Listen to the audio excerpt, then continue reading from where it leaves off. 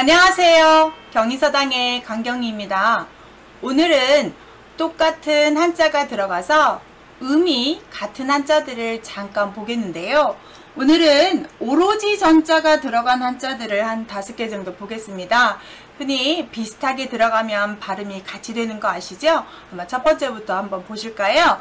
오로지전이라고 우리가 보는 한자가 있는데요. 그림을 좀 그려놨어요. 이 앞에 있는 한자 여기 보시면 손에다가 실패를 들고 있는 모습이라고 해서 우리가 실을 만들게 되면 실을 엉키지 않게 한쪽 방향으로 계속 돌린다고 합니다.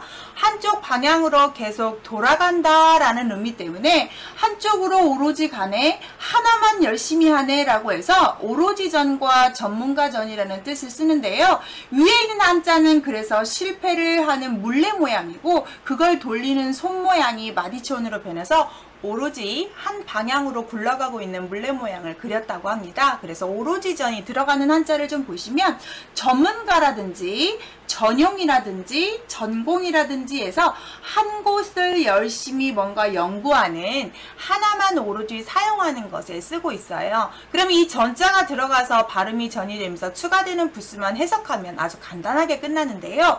두 번째 전할전을 보시면 오로지전 앞에 사람인을 써서 사람이 한 사람에게 아니면 내가 전하고 싶은 사람한테 오로지 그 사람한테만 전달을 한다고 해서 사람이 오로지 전하더라, 어떤 사람한테 전달하더라 해서 전할전인데 이야기를 전달해서 기록하는 것들을 우리가 전기라고 부르고 내가 전달해서 물들이게 되면 전염이라고 하고요. 그 다음 오로지 내 민족에게만 또는 어떤 그 부족에게만 내가 하고 싶은 전달하고 싶은 사람한테만 주는 걸 전통이라고 하지요. 그래서 사람이 오로지 뜻을 다하여 전해어 주다 해서 전할 전자를 보시면 전기라든지 전염이라든지 전통이라는 단어로 쓰고 있습니다. 자, 오로지 전자에 또 무엇이 붙으냐면 세 번째 보세요. 앞에 수레 거, 수레 차, 수레 차를 붙였고 뒤에 전자를 붙여서 수레가 굴러간다 라고 했습니다. 굴러가요. 바퀴가 굴러가면 한 장소만 있지 않고 장소를 옮기게 되기 때문에 옮길전이라는 쓰는 한자가 되겠습니다. 그러면 굴러가다, 옮겨가다 라는 단어를 봤더니 자전거 할 때 스스로 굴러가는 차라고 해서 자전거라고 읽고요. 움직일 운을 쓰게 되면 운전이라고 해서 움직이게 굴러가게 만든다는 표현이 되겠습니다. 이전이다 그러면 옮기를 써서 옮겼다는 뜻이 되겠지요. 우리가 흔히 복이 화가 되고 화가 복이 되다 라는 말로 쓸 때 전화이복이라고 하잖아요. 그때도 전자가 이렇게 옮길 전자를 쓰게 됩니다. 수레바퀴로 굴러간다라는 해석을 잠깐 하실 수 있지만 굴러가다 이 말을 다시 굴러가다가 옮겨지다 라는 뜻에서 이런 한자로 자전거, 운전, 이전 이렇게 쓸 수 있는 단어가 된다. 이렇게 정리하시면 좀 쉽게 볼 수 있습니다. 자, 여기까지는 전이었는데 네 번째 한자를 보시면 전이 아니라 단이라는 발음으로 바뀝니다. 그래서 급수시험 보실 때 이거를 전이라고 착각할까봐 문제가 상당히 많이 나오는 한자니까 조심해서 보시고요. 자, 큰 네모는 부스에서 에워싸다, 둘러싸다, 성광 모양을 쓰는 한자입니다. 입구보다 커서 우리가 큰 입구라고 부르지만 전혀 관계가 없고요. 입하고는 에워싸고 둘러싸고 뭔가를 이렇게 칭칭 감아놓는 표현으로 보시면 되는데 이 둥글단을 보시면 오로지 전자를 썼어요. 우리가 한 마음을 다해서 모인 사람들이 둥그렇게 에워쌌다 해서 둥글게 모였네, 모이면 집단해서 둥글자단, 집단이라는 뜻이 있어요. 단 한번 볼까요? 단체라든지 단결이라든지 집단이라든지 해서 둥글게 마음을 오로지 한 뜻을 모아서 사람들이 애워싸서 모이는 단체들을 우리가 모일단, 둥글단이라고 표현합니다. 요즘 우리가 뉴스에서 보시면 아베가 우리 무역전쟁을 시작을 했지요. 우리는 노아베라고 하며 가지 않고 사지 않고 있습니다. 이렇게 우리가 똘똘 뭉쳤다 라는 말 할 때도 단체, 단결, 이럴 때 쓰는 한자가 되겠습니다. 다섯 번째 한자는 한 1급 정도에 등장하는 한자인데 전 발음은 그대로 주고요. 앞에 흑도가 벽돌이라는 한자를 써서 벽돌전인데 쓰임 한자가 좀 어려울 수 있어요. 그냥 읽기만 전이라 하시는데 예를 들어서 선덕여왕이 석탑을 쌓으라고 했던 신라시대 분황사 모전석탑이라는 게 있습니다. 오래된 석탑이죠. 그래서 모전석탑 할 때 한자가 이렇게 씁니다. 벽돌로 만든 석탑이거든요. 그래서 이렇게 우리 역사 용어에서도 이 전자가 쓰고 있으니까 발음을 좀 보시면 쉽지 않을까 싶어서 한번 다섯 번째로 넣어봤습니다. 자, 이처럼 똑같은 한자가 들어가면 발음이 같이 되고 혹은 한두 자는 발음이 변할 수 있는데요. 모아서 공부하면 쉽게 짧은 시간에 한자를 공부할 수 있습니다. 오늘은 오로지 전자가 들어간 한자들에 대해서 한번 배우셨고요. 오로지전, 전할전, 구를전, 둥글담, 벽돌전을 한번 보셨습니다. 잠깐 보시면서 여러분 혼동하지 않으셨으면 좋겠고요. 이런 한자도 저에게 같이 공부하고 싶다면 구독, 알림 설정하셔서 저와 한자 공부 같이 해요. 감사해요.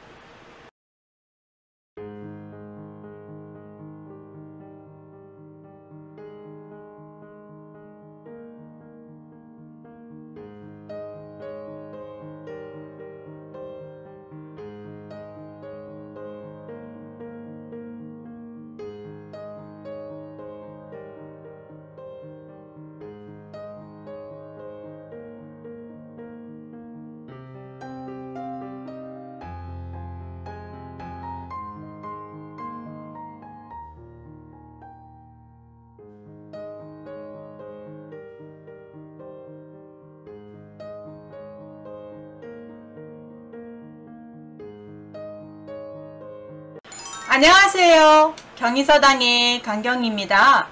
오늘은 한자가 다 같이 들어가는데 이름까지 같은 한자들을 쉽게 짧은 시간에 한번 공부하겠습니다. 오늘은 펼 부자가 들어간 한자들에 대해서 보겠는데요. 저번 영상에 제가 오로지 전자가 들어가게 되면 전 발음하면서 했던 한자들을 좀 보셨죠?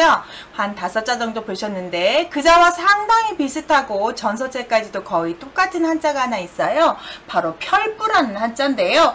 펼 부자가 들어가서 들어간 한자들을 7개를 잠깐 한번 저와 함께 공부하시겠어요? 첫 번째부터 보시겠습니다. 먼저 문서부를 보시는데 부스를 잘 보시면 위에 대나무를 썼고 옆에 물수를 썼는데요. 여기에 잘 보시면 펼부의 원자가 밭에 그 다음 손을 집어넣어서 밭에 식물이 아주 쫙 펴져서 잘 자라고 있는 모습을 그린 한자가 되겠습니다. 그러면 펼쳐졌다는 표현에서 물수를 집어넣어서 물을 집어넣어서도 펼쳐진다는 뜻의 펼부라는 한자가 정말 됩니다. 그런데 위에다가 대나무를 집어넣어서 대나무의 부스의 역할은 죽간, 즉 옛날 종이 역할을 하기 때문에 종이를 쭉 펼쳐놓고 필요한 글을 다 썼다는 얘기고 그 썼던 글을 모아놨던 것들이 장부가 되겠죠. 그래서 출석부, 장부, 회계장부, 가계부 이럴 때 쓸 수 있는 부자가 되겠습니다. 그래서 이 아랫부분에 있는 한자가 발음을 주고 대나무 주자가 문서라는 뜻을 도와주는 한자가 되겠네요.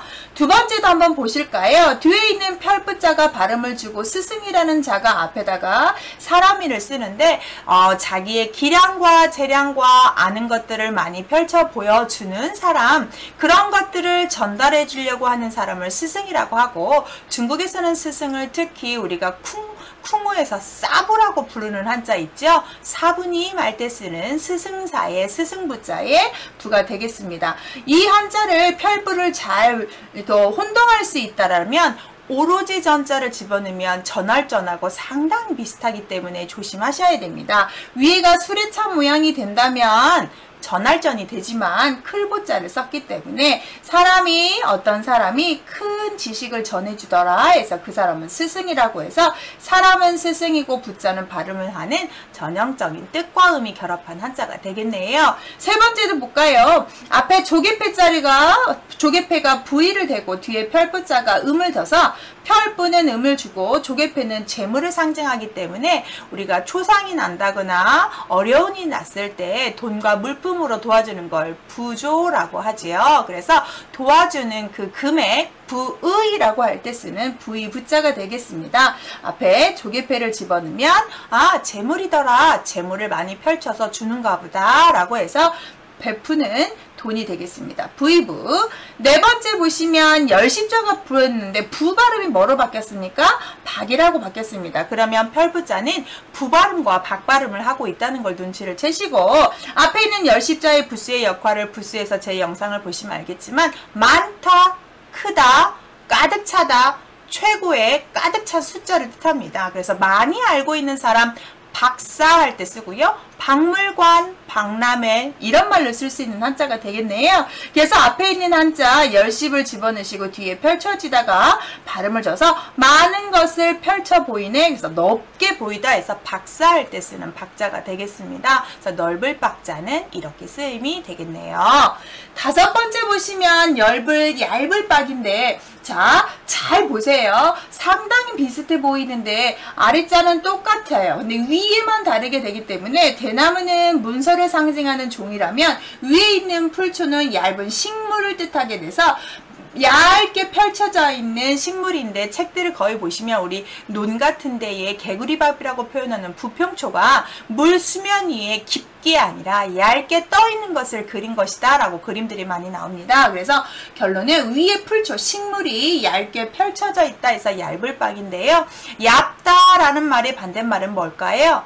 네, 두텁다입니다. 그래서 우리가 이쁜 여자가 오래 살지 못한다 하면 미인방명이라고 한다든지, 요즘 큰 마트에서 이득금은 조금 내고 많이 팔고 싶어서 박리다매를 한다든지, 야박하다든지 천박하다든지 어떤 두껍다의 반대말로 쓸 수 있을 때 쓰는 단어예요. 그래서 얇다를 풀로 표현하는 한자가 되겠습니다.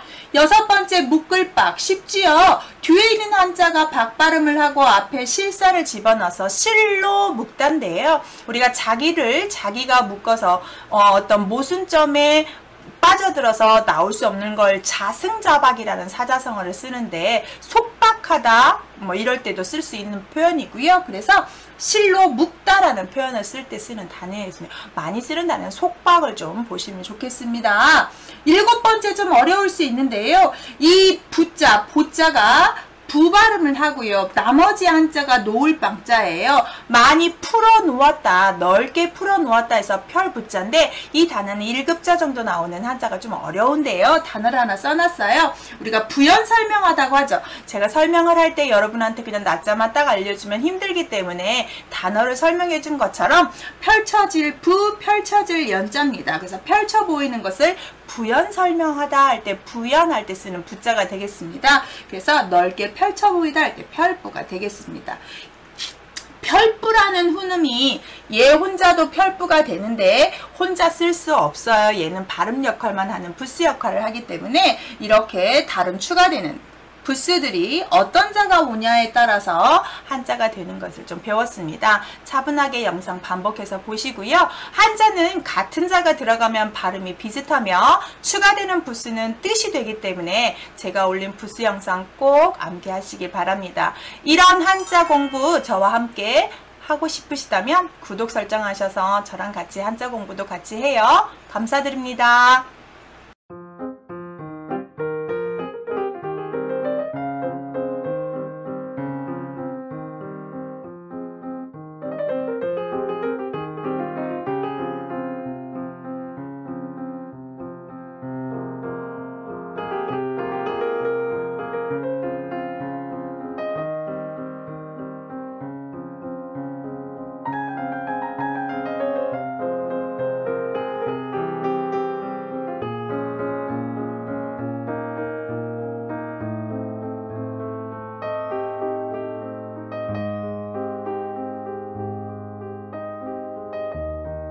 안녕하세요. 경희서당의 강경입니다.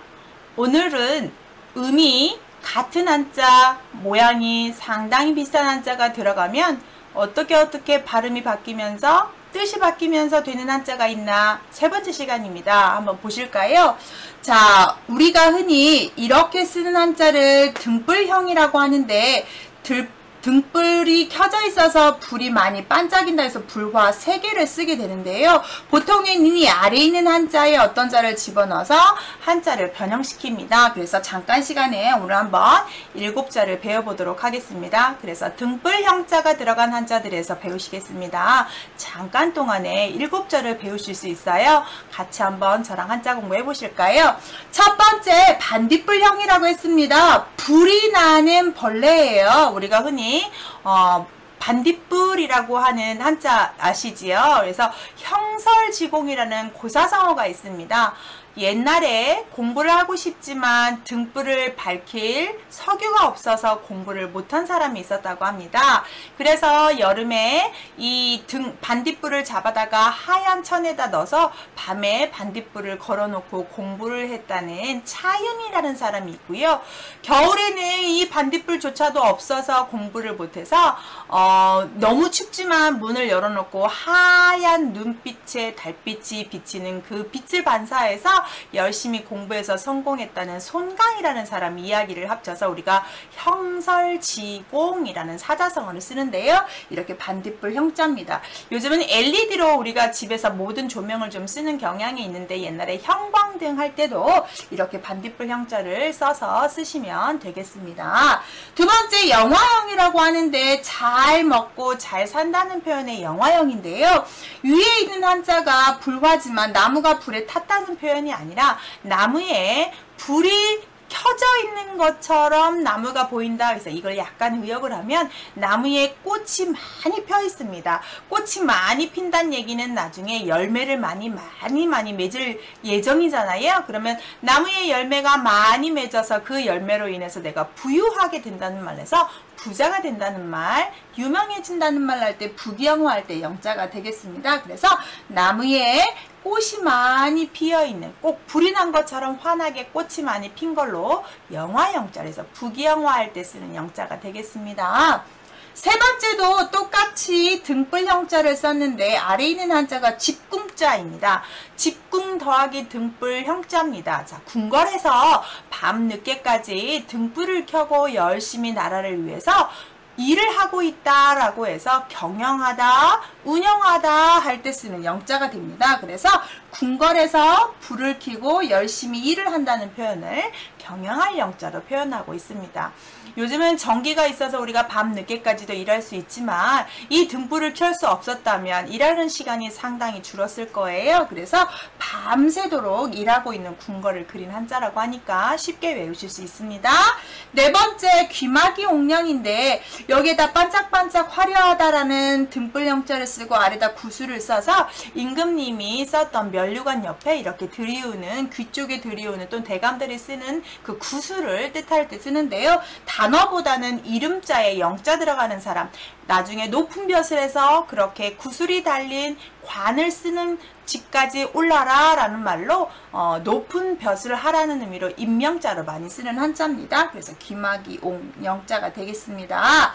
다섯 번째 보시면 수고할 노자인데요. 불을 켜고 힘을 열심히 써서 노력하다의 노자입니다. 여기에서 열심히 불 켜고 힘써서 일한다고 해서 일할노라는 뜻 때문에 우리가 노동자 할 때 쓰는 노자가 됩니다. 그래서 가끔씩 시험 문제에 일할노, 수고할 노자의 반대말을 써라 그러면 답이 뭘까요? 상당히 고민스럽지만 답이 쉽게 나오지 않는데요. 노동자의 반대말을 물어보는 겁니다. 그래서 우리가 보통 파업을 했다든지 뭔가 협상이 안 되면 노사협정이라고 하죠. 불일사자를 집어넣어서 노사가 되겠습니다. 그래서 수고로울 노자의 반대말은 불일사자가 됩니다. 아무리 좀 급해도 한번 써볼까요? 이렇게 사자가 반대말이 되겠습니다.